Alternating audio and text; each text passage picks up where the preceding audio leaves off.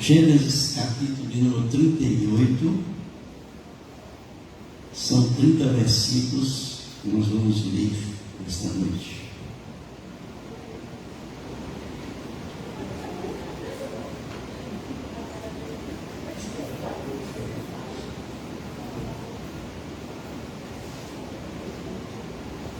Acharam, meu filho? Amém? Quem não achou ainda? Todo mundo achou? Muito bem. Então, Gênesis 38 diz assim: Aconteceu por esse tempo que Judá se apartou de seus irmãos e se hospedou na casa de um adulamita chamado Irá. Ali viu Judá a filha de um cananeu chamado Suá. Ele a tomou por mulher e a possuiu. E ela concebeu e deu à luz um filho. E o pai lhe chamou Tornou a conceber e deu à luz um filho. A este deu a mãe o nome de Onã.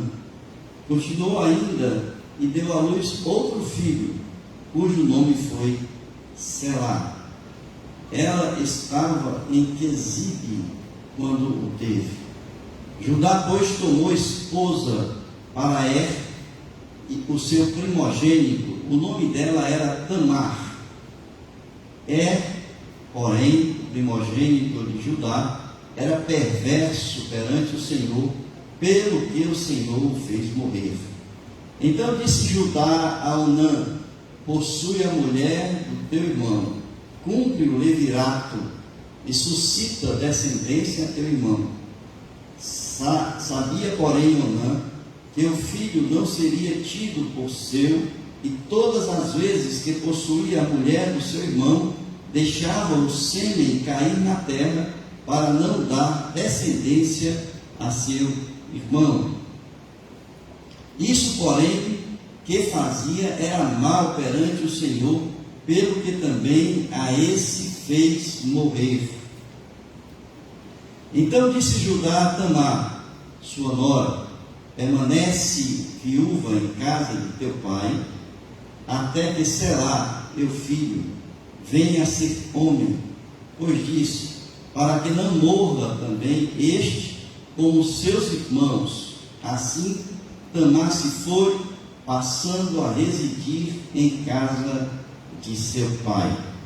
No correr do tempo, morreu a filha de Suá, mulher de Judá, e consolado Judá, subiu aos tosqueadores de suas ovelhas em Tina, ele e seu amigo Irá, o adulamita, e o comunicaram a Tamar: Eis que o teu sogro sobe a Tina para tosquear as ovelhas.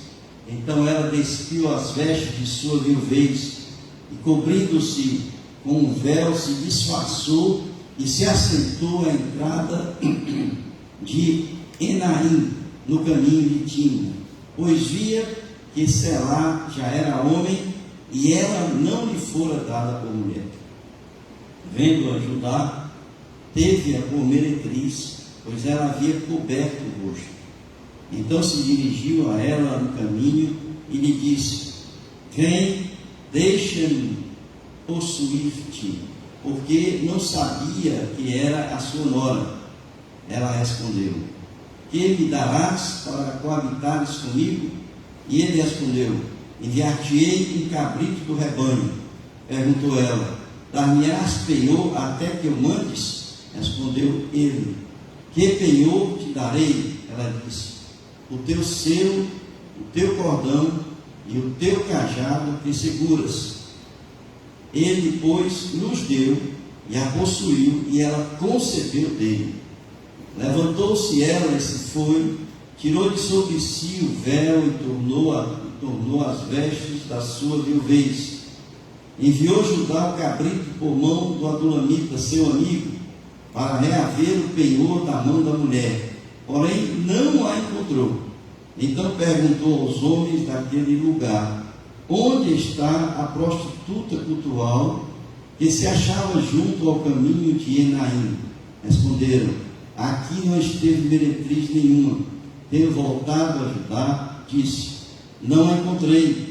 E também os homens do lugar me disseram: aqui não esteve prostituta cultual nenhuma. Respondeu Judá: que ela o guarde para si, para que não nos tornemos em opróbrio. Mandei-lhe com efeito cabrito, todavia não a achaste. Passados quase 3 meses, foi dito a Judá: Tamar, tua nora, adulterou, pois está grávida. Então disse Judá: tirai-a fora para que seja queimada.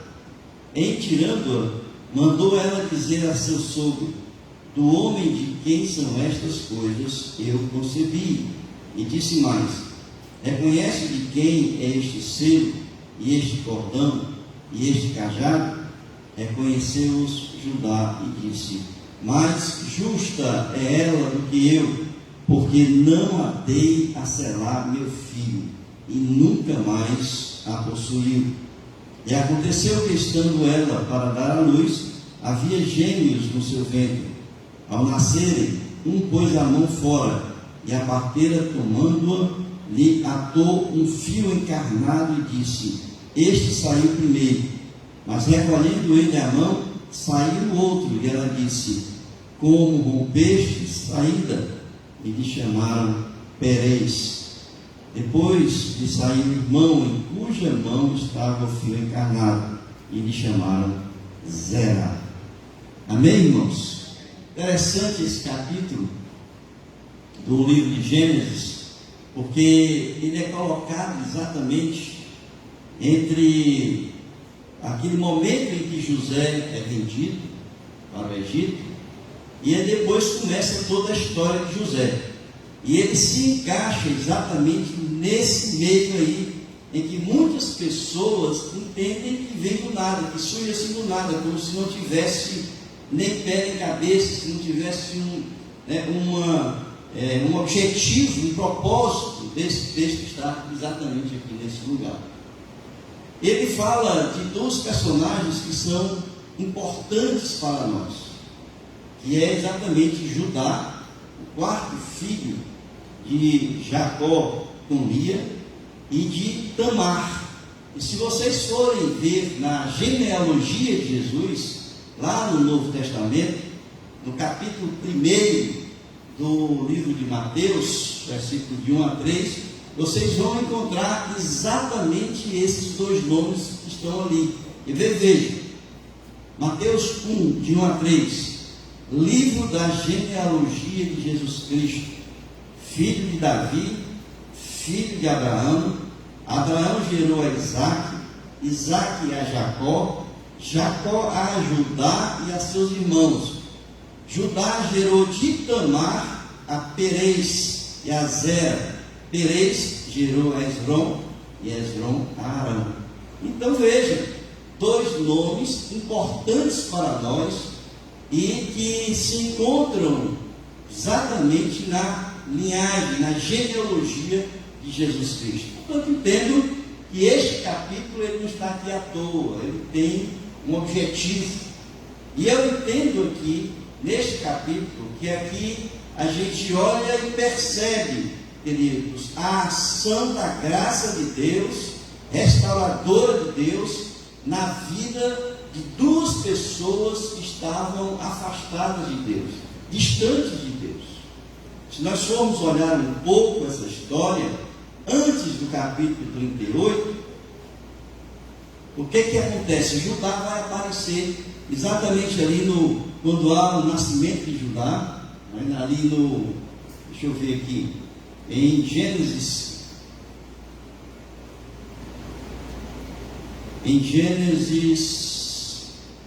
29, ali está o nascimento de Judá, Gênesis 29, 35, e depois ele aparece no capítulo de número 37, na venda dos irmãos. Não sei se vocês lembram, quem já leu o livro de Gênesis, porque tem pessoas que a maior leitura da Bíblia foi hoje, o capítulo 31.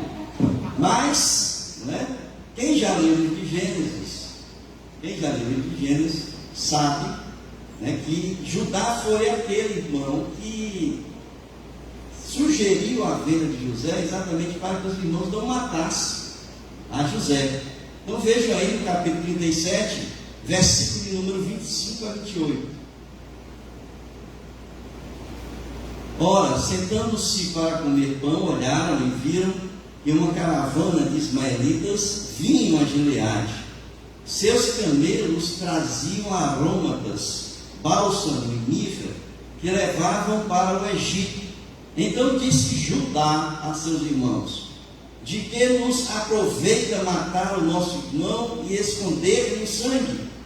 Vinde, vendamo-lo aos ismaelitas, não ponhamos sobre ele a mão, pois é nosso irmão e nossa carne.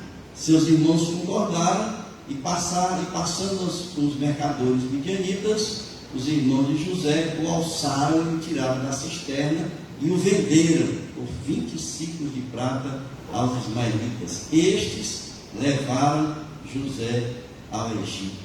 E aí então vem o capítulo 38. O capítulo 38 vai mostrar que Judá se afasta da família.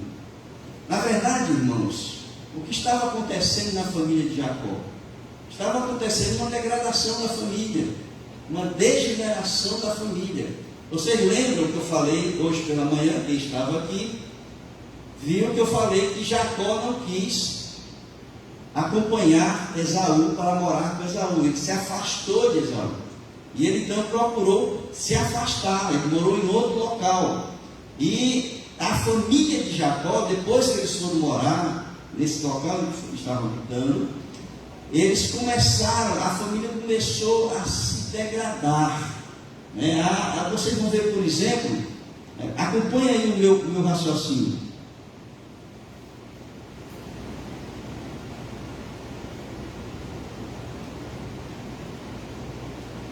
Só um momento.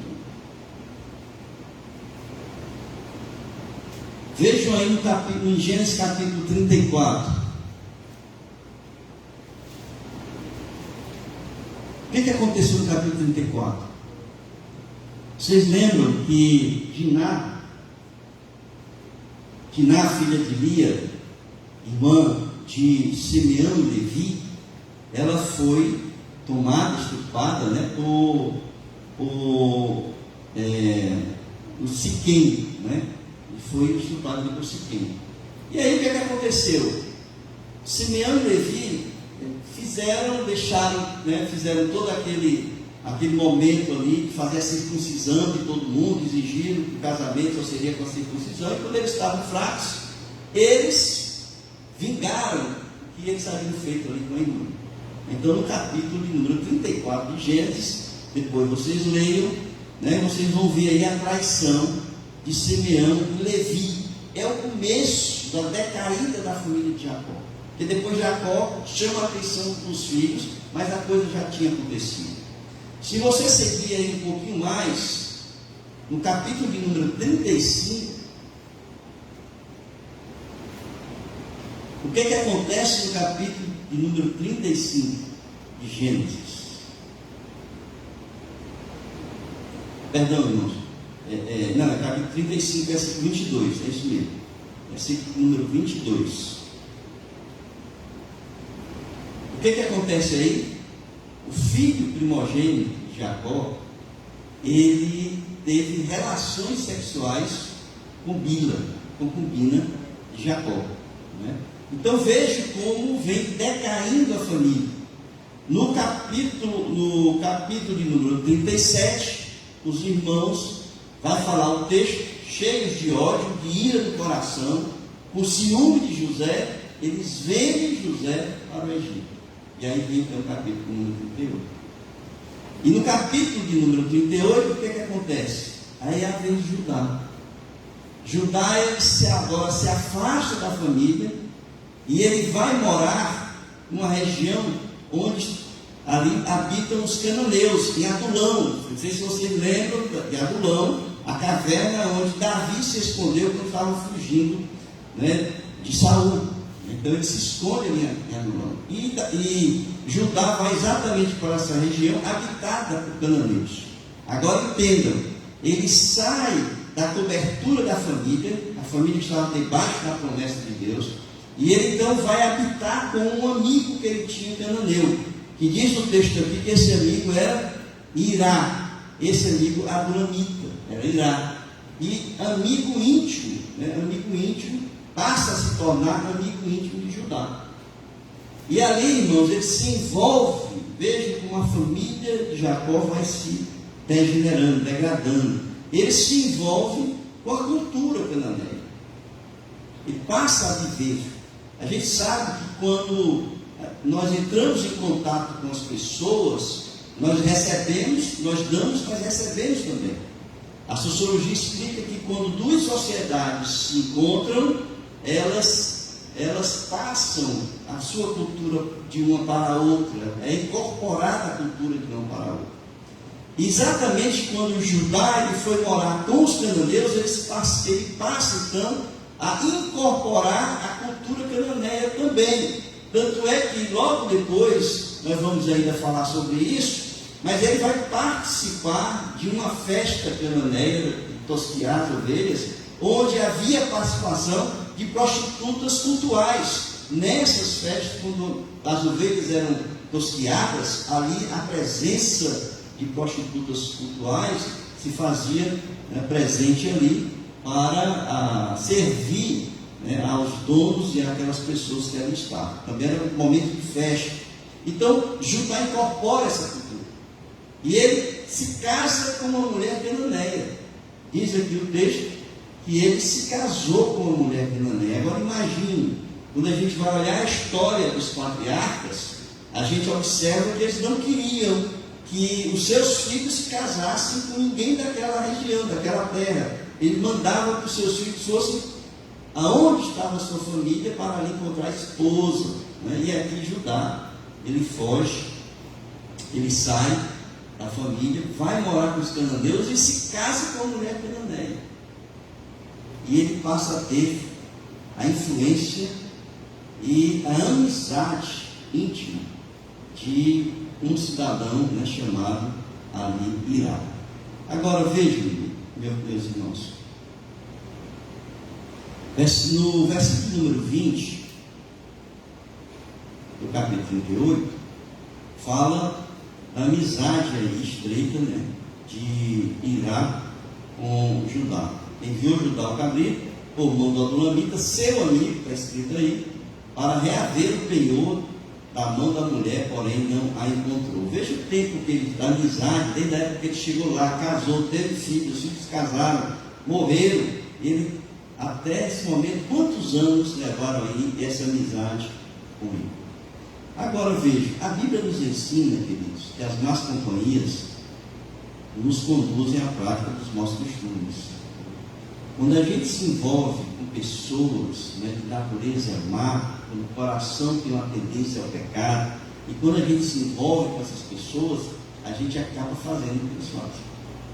Vejam aí em 1 Coríntios capítulo 15, versículo de número 33.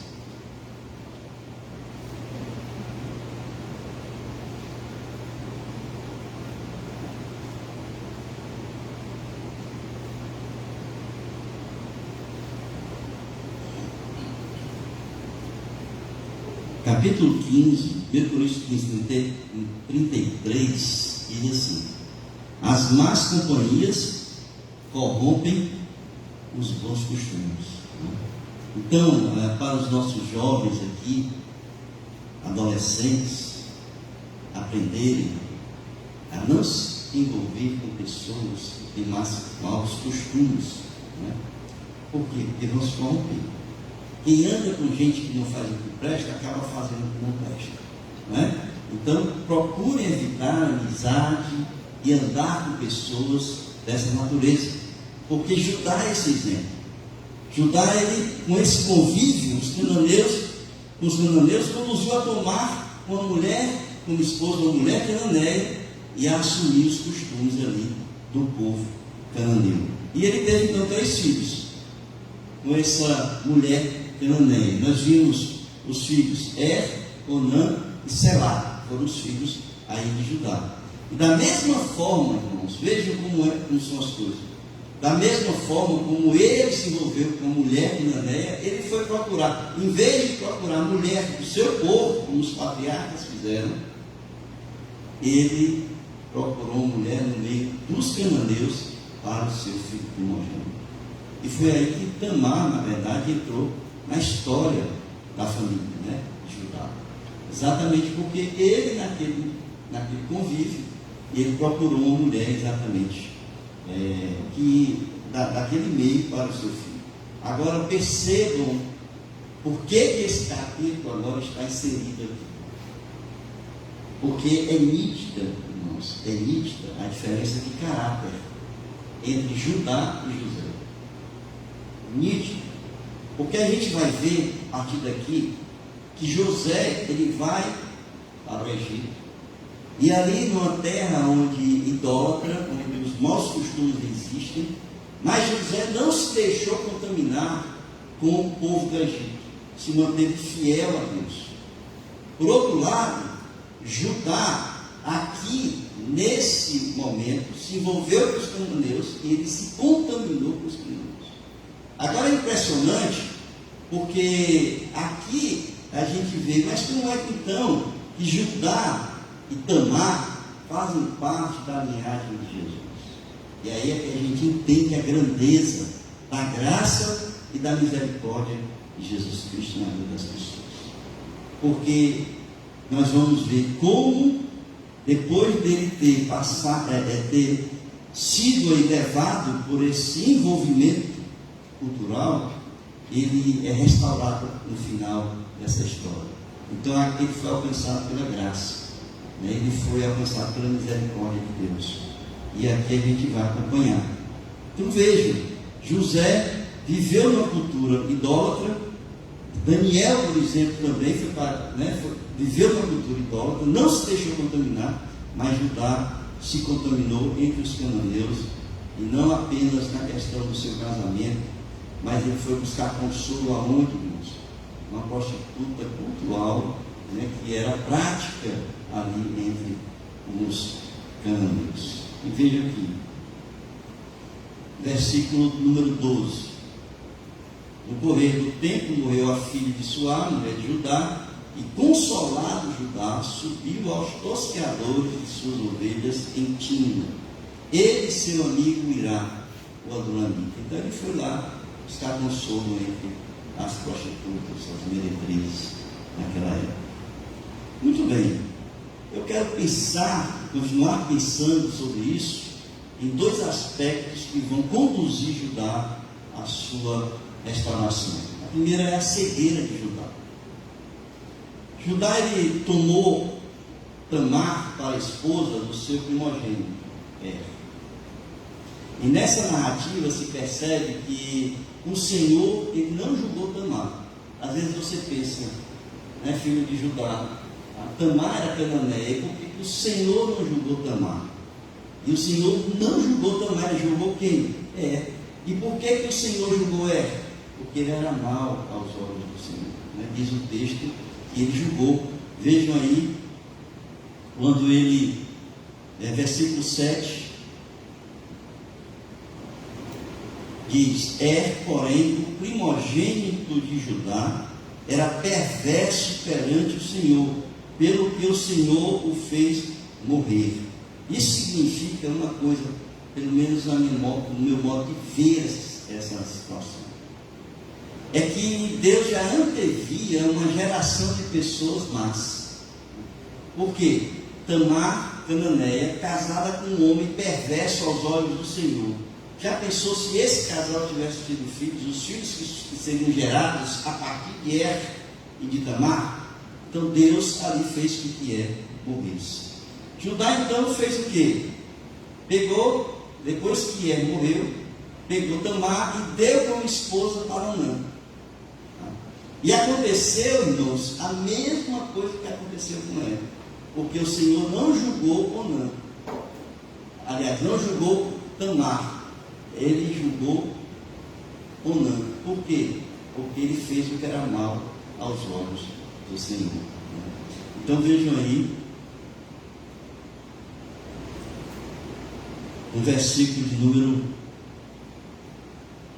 8 e 9, que diz assim: então disse Judá a Onã: possui a mulher do teu irmão, cumpre o levirato e suscita descendência a teu irmão. Sabia, porém, Onã que o filho não seria tido por seu, e todas as vezes que possuía a mulher do seu irmão, deixava o sêmen cair na terra, para não dar descendência a seu irmão. Isso, porém, que fazia era mal perante o Senhor, pelo que também a este fez morrer. Então ele julgou Onã, fazendo coisa errada, porque ele pensava, veja o que ele pensava: se eu gerar um filho, uma descendência em Tamar, seria descendência do irmão, não dele. Então ele, o filho de Tamar, é que seria o herdeiro, não ele. Então ele disse assim: não, eu não vou fazer descendência. E aí deixava o sêmen por terra. E então Deus julgou a pessoa de Onã e não julgou a Tamar nessa história. Ora, muitas vezes, irmãos, nós não entendemos, nós não entendemos como é que Deus age, o pensamento de Deus, a vontade de Deus, o propósito de Deus, e nós questionamos muitas vezes esse propósito. Por quê? Porque muitas vezes, queridos, nós perdemos pessoas amadas, muitas vezes nós perdemos bens, situações, emprego, situações diversas na vida da gente, e a gente não compreende a vontade e o propósito de Deus. Nós somos cegos muitas vezes de entender, porque muitas vezes nós não conseguimos olhar para os nossos erros e para os nossos pecados. Veja, Judá era um homem que tinha costumes idólatras dos cananeus na época. Ele tinha filhos que eram perversos, e tanto como Onã eram perversos e foram julgados por Deus. Mas o julgamento de Judá foi contra Tamar, porque ele culpou Tamar da morte dos seus filhos. E ele então condenou Tamar para uma viuvez eterna. Veja o que ele fez. Ele disse assim: eu vou colocar você, o meu filho mais novo, agora Será, vai casar com vocês. Vai casar com você. Mas você vai embora. Você vai para a casa do seu pai e vai esperar que ele fique homem para casar. Na verdade, ali, Judá estava condenando Tamar para uma viuvez eterna. Vejam aí o que ele diz. Versículo 11. Então disse Judá a Tamar, sua nora: permanece viúva em casa de teu pai, até que Selá, meu filho, venha a ser homem. Pois disse: para que não morra também este. Então ele queria preservar o seu filho, não deu Tamar como mulher para Selá, porque ele culpou Tamar da morte dos outros dois, e aí condenou o juízo de Judá. Foi um juízo sem olhar para os erros dos filhos, para a maldade dos filhos, e sem olhar para a sua própria vida. Então o juízo dele, o julgamento dele, foi um julgamento errado. Ele estava cego. E muitas vezes, quando nós estamos afastados de Deus, quando nós estamos distantes de Deus, o nosso julgamento sempre será quando nós estamos em Deus, de forma errônea, sobre aquilo que nós enxergamos. Então nós precisamos, na verdade, irmãos, quando as coisas acontecem, nós precisamos descansar no Senhor, sabendo que aquilo que nos acontece, se nós estamos debaixo do cuidado de Deus, da vontade de Deus, do propósito de Deus, nós precisamos entender que a vontade de Deus sempre, em toda e qualquer circunstância, ela é boa, ela é perfeita e ela é agradável. Então precisamos confiar no Senhor e não fazer juízos muitas vezes errados sobre aquilo, as coisas que estão acontecendo na nossa vida. Eu estava, quarta-feira, a gente refletiu aqui sobre o Salmo de número 62, versículos 1 e 2. E no Salmo 62, Ali diz: somente em Deus, ó minha alma, espera silenciosa. Dele vem a minha salvação, só Ele é a minha rocha e a minha salvação, o meu refúgio, o meu alto refúgio, eu não serei abalado. Então essa confiança total, completa em Deus é que nós precisamos ter, de forma silenciosa, de forma a descansar no Senhor, apesar de que muitas vezes a gente não consegue entender aquilo que está acontecendo. Então ele vai, né, ele dá Tamar para Er morre, depois dá para Onã morre, e ele então faz um juízo errado, né, sobre a viúva, né, Tamar. E ela então é condenada a viver o resto da sua vida, né, na sua viuvez. Por isso é que é muito difícil, né, queridos, a gente enxergar os erros das pessoas que nós amamos. Muito difícil nós enxergarmos os erros dos nossos filhos, né? Muito difícil enxergarmos os erros dos nossos cônjuges. Muito difícil encontrar, nós enxergarmos os erros dos nossos pais, por exemplo. Pessoas que nós amamos, que somos mais próximos. Judá, nesse aspecto aqui, ele não conseguiu enxergar os erros dos seus filhos e o dele mesmo. Mesmo errados, mesmo essas pessoas que estão erradas, nós defendemos, porque conduz as pessoas a cometerem injustiça. Né? Judá não julgou seus filhos. Deus julgou seus filhos, mas Judá não julgou seus filhos. Ele julgou a Tamar, que estava inocente nessa história. Como Judá estava afastado de Deus, ele não poderia enxergar a ação de Deus nesses episódios. Em momento algum ele buscou a Deus para obter a sua resposta do Senhor naquilo que estava acontecendo na vida deles. Portanto, Judá, ele estava espiritualmente cego. Ele não conseguia enxergar aquelas situações. O segundo aspecto que a gente consegue enxergar nesse texto aqui é o falso moralismo de Judá e a sua redenção. O falso moralismo e a sua redenção. Com a morte da mulher, o que acontece? Judá ele vai se juntar aos tosqueadores das suas ovelhas. Ele sai, ele vai para a Timna, e ali quando ele sai para a Timna, ele vai para o seu amigo Hirá. E ele vai o quê? Se consolar com as prostitutas. Essa festa de tosqueadores era o seguinte: havia a tosqueada, né, das ovelhas, e naquele momento ali era um momento de festa. Eu não sei quem já participou aqui não é vaquejada, mas quando você vai ferrar o gado, né? Quando você vai ferrar o gado, você passa, depois que a gente ferra o gado, e aí tem festa na fazenda, mata o boi, tem aquela festa toda, né? Com carne e tal, e aquela festa. Era do mesmo jeito naquela época. Você ia tosquear as ovelhas, e eles então faziam uma festa, matavam ovelha, faziam festa. Só que nessas festas havia presença, como era a cultura idólatra, pagã, naquelas festas haviam prostitutas cultuais, prostitutas que serviam dentro do aspecto, era um rito religioso, né, que havia nessas festas, e essas mulheres, elas serviam ali aquelas pessoas da festa. A diferença entre a prostituta comum e a prostituta cultual estava exatamente nesse aspecto aqui, em que Tamar, quando ela foi se vestir de prostituta, ela colocou o quê? Um véu no rosto. Né? O véu no rosto significava que ela era uma prostituta cultual, porque as outras meretrizes não usavam véu, pelo contrário, né? Elas se pintavam, elas se vestiam de uma forma a chamar a atenção ali dos seus fregueses, e a prostituta cultural não, usava o véu. Pois bem, ele foi para lá, ele foi para essa festa, e ali ele se encontra com Tamar. E veja o que acontece. Tamar, quando ela soube que Judá estava indo para lá, ela foi tomada de um senso de justiça.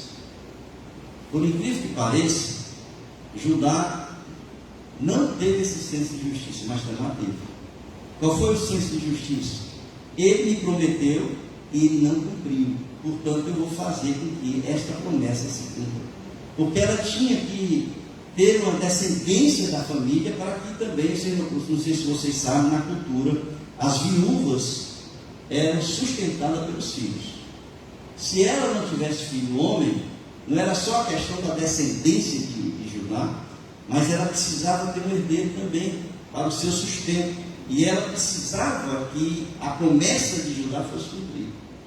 E ela então foi, se vestiu de prostituta, colocou o véu, né? E ali ela foi para um local, Enaim, onde se encontrou com Judá. Vejam aí, versículo número 14.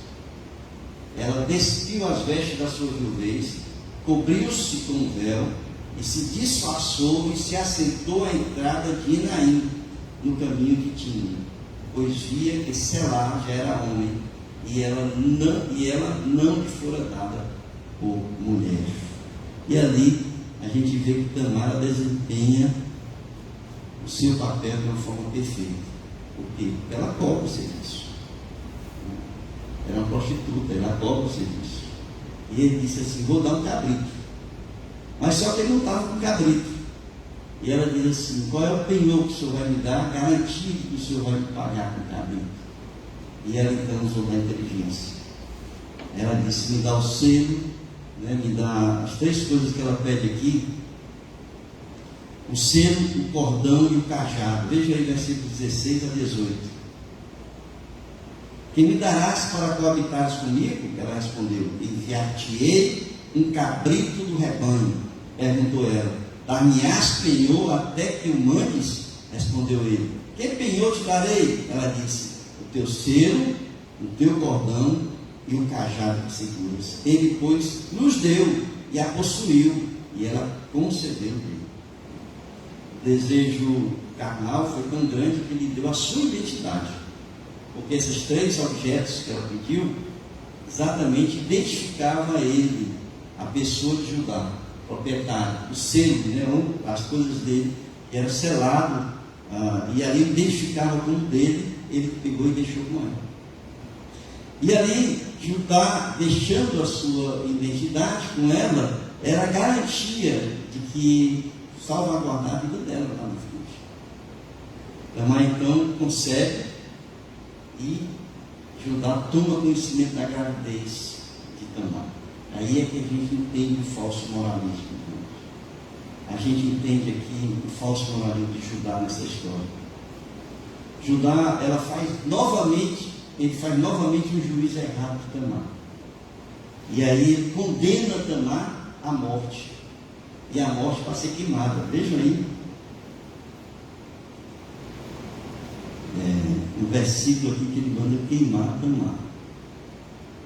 Veja aí o versículo número 24.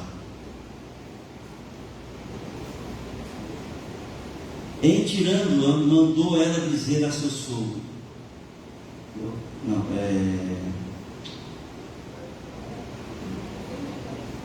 24, né?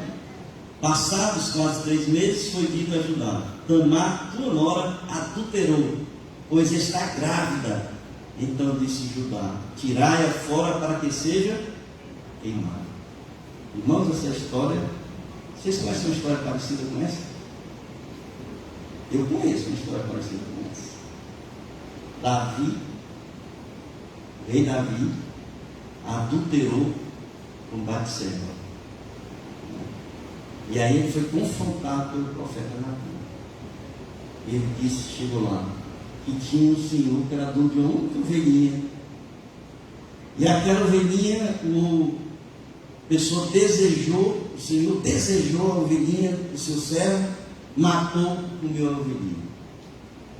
E o Davi diz o quê? Mata esse camarada. Mata esse camarada. Exatamente o que a gente está vendo aqui, o juiz de Judá queima ela. Ora, o cara se envolveu com uma prostituta cultural, ele não sabia que era nora. Então ele não era um homem que tinha moral suficiente para julgar de acordo com a lei, porque ele vivia ao arrepio da lei. Ele ali julga e ele diz assim: queima ela, mata ela.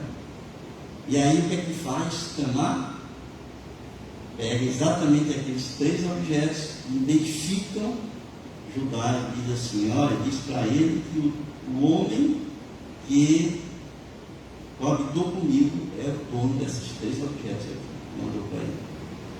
E aí a gente lembra o seguinte, aquela mesma história de Davi, quando ele disse, mata o camarada, na ponta para ele, diz assim, tu és o homem, tu és o homem. E Tamar disse assim, tu és o homem. Tamar disse, quando ele viu, e ali, meus irmãos, acontece a redenção de Judá. É naquele momento que cai a ficha. Da mesma forma que Davi, ele diz, eu pequei contra ti, contra os céus, ele cai de joelho diante do profeta, pede perdão. Aqui Judá, ele reconhece que ele era um homem justo, e que aquela mulher era mais justa do que ele. Vejam aí, irmãos. Vejam aí o versículo número 26, não é isso? Reconheceu-as Judá e disse, mais justa é ela do que eu, porquanto não a dei a selar meu filho, e nunca mais a possuí. Caiu a ficha. E é interessante, irmãos, que naquele momento que ele reconhece o seu erro, que ele reconhece tudo que tinha feito de errado, a injustiça, as injustiças que ele tinha praticado, o seu caminho errado, ele então é redimido. E lá na frente, se vocês continuarem essa história em Gênesis, ele se oferece a ficar no lugar de Benjamim, para que o pai não chorasse, não ficasse triste, e ali ele se coloca no lugar de José, quando José revela que era o irmão deles. Então você vê como o processo de redenção foi acontecendo na vida de Judá. Por isso, queridos, aqui eu entendo nessa história, é que Deus ele não abre mão dos seus filhos. Muitas vezes nós queremos seguir os nossos próprios caminhos, foi o que Judá fez. Ele fez uma escolha para seguir os seus caminhos, diferentes da família, diferentes dos seus irmãos. Ele fez uma escolha pessoal, eu quero seguir os meus passos, eu quero decidir a minha vida, e ele se afastou da família. E nós muitas vezes estamos na igreja e dizemos assim, eu não quero mais ficar naquela igreja, eu quero seguir os meus passos, eu quero seguir os meus caminhos, eu quero decidir sobre a minha vida. E muitas vezes quando nós saímos e tomamos essa decisão, nós nos envolvemos com pessoas que nós não queremos envolver. E nós entramos por um caminho muitas vezes sem volta. Nós nos perdemos nesse caminho. Mas Deus nos mostra aqui que para todos aqueles a quem Ele tem a promessa, o seu propósito, Ele não abandona, e a sua graça em algum momento será derramada sobre essas pessoas. É isso que eu quero dizer para você. Da mesma forma que Judá foi alcançado, transformado, mudado, redimido, Deus faz isso também com você. Da mesma forma que Judá foi alcançado pela graça, você também pode ser alcançado pela graça do nosso Senhor Jesus Cristo. Deus, Ele foi ali, Ele redimiu Judá e Tamar foram membros, parte da genealogia de Jesus. Queridos, a vontade de Deus, ela será feita apesar das nossas atitudes, das nossas decisões. O propósito de Deus se cumprirá na nossa vida, na vida da sua igreja, independente da nossa vontade. E Ele fará, assim como Judá tentou fugir das responsabilidades como herdeiro da graça, nós também, mesmo que venhamos a fugir, Ele nos laçará e nos trará de volta. E essa é a vontade, e esta é o propósito de Deus. Amém, queridos? Curvam suas cabeças.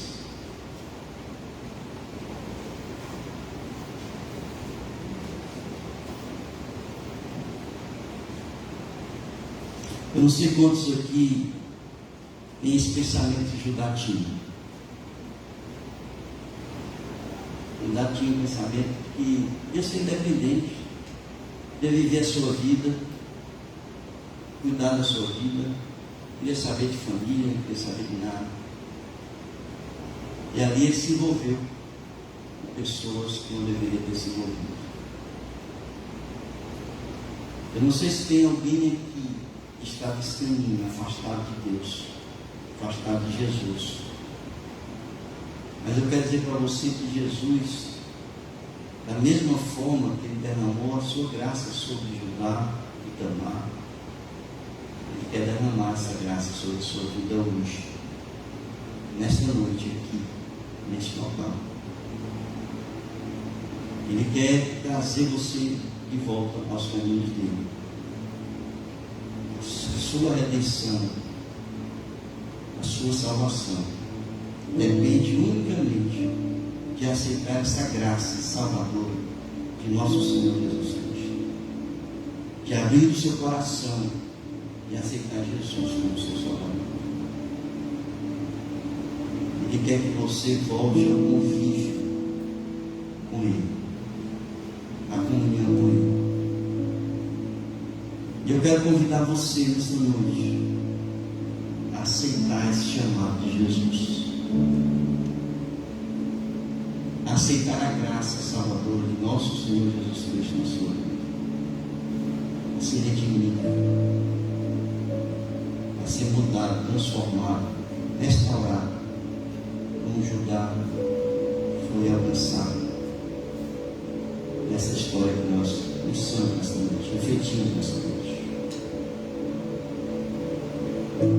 Alguém aqui nesta noite que quer abrir o seu coração,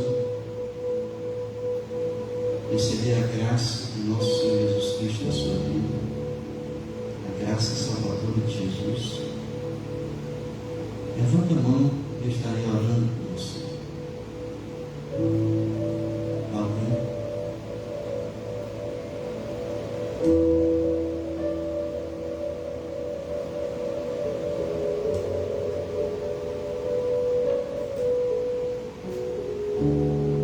Muitas vezes a gente resiste à graça de Jesus. Às vezes a gente tem medo, às vezes a gente tem vergonha. Mas assim como Jesus disse que Ele não nos negaria diante do Pai, nós também não podemos negá-lo diante dos homens. Então, se você nesta noite sente no coração esse desejo de entregar sua vida a Jesus, de voltar aos caminhos de Jesus, não deixe para depois. Levanta a sua mão, aceita, recebe, porque Jesus quer salvar a sua vida hoje. Alguém? Deus abençoe. Deus abençoe para pastor. Mais alguém? Levanta a sua mão, sem medo, sem vergonha. Todos nós passamos por isso um dia. Todos nós fizemos a nossa decisão. Muitos dos que estão aqui fizeram essa decisão. Você pode fazer isso hoje. Levanta a mão e eu estarei orando por você. Deus abençoe. Deus abençoe. Mais alguém? Esta noite? Graças a Deus, né? Vamos orar, irmãos? Hoje tem festa no céu. Hoje é festa aqui na igreja, né? Festa, hoje é dia de festa. Pai querido, muito obrigado, Senhor, por esse momento aqui na tua presença, por tudo aquilo que foi feito unicamente para exaltar e agradecer o teu santo nome. Ó Pai, muito obrigado por este culto, pelos cânticos, pelos louvores, pela tua palavra que aqui foi ministrada. E acima de tudo, Pai, nós te agradecemos por essas duas vidas, esses dois jovens que agora, Deus, se entregam a Ti, se rendem a Ti. Ó Senhor, que alegria em nossos corações, Que a alegria seja no coração do Senhor lá no céu, por mais uma vida de Deus que se rende aos pés de Jesus. Ó Senhor, toma em teus braços, cuida, Pai, dessas duas almas, conduz as suas vidas, ilumina os seus passos, fortalece-os agora, Senhor, nesta caminhada, e coloca pessoas para que possam conduzi-las, ensiná-las, discipulá-las, para serem verdadeiramente discípulos de Jesus. Ó Pai, muito obrigado.